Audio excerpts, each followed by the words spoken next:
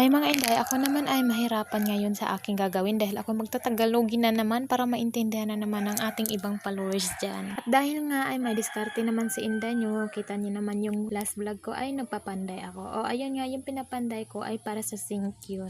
Ay ari nga niho ay nakabili na si Modra kahapon ng pambubong natin, kaya ito na naman kinakat na natin ay dahil nga hindi naman kasya yung 12 feet sa ano natin, sa pambubong natin, kaya kailangan natin siyang ikat. At ayun nga, sa isang 12 feet ay nakat ko siya ng pang tatlo at may natira na naman pero hindi na aabot sa tamang sukat ng ating bubong. Dahil nga natapos na natin ikat yun, ito naman ang gagawin natin ay maghiwa-hiwa tayo ng tsinelas na hindi na ginagamit. Ito ang gawin kong pang lock sa pako dahil nga walang nabiling pako si Modra kahapon, kaya ito na naman yung discarding natin. Alam niyo bang hindi madali ang pagkabit nito sa ating bubong, at dahil nga maaari ka ditong masugatan kung hindi ka naman nag-iingat, tulad mo rin na hindi iniingatan kaya ka nasugatan. Ay ari nga niho, ako ay pababa pataas dyan dahil nga wala naman akong lagayan ng pako, kaya kailangan ko munang bumaba para makuha na naman ng pako at pangkabit natin sa bubong natin. At ari nga niho ay hindi ito madaling trabahong ito dahil ito ay trabaho ng panglalaki, pero ginagawa ko ito kasi kaya ko naman. Ako ho ay isang hindi maarteng babae, pero iwan ko sa iba dyan ba't napagkamalan akong maarte pag ako'y lumalakad na naman. Hindi ko naman kasalanan kung bubabagay sa akin yung damit na tig-20 lang.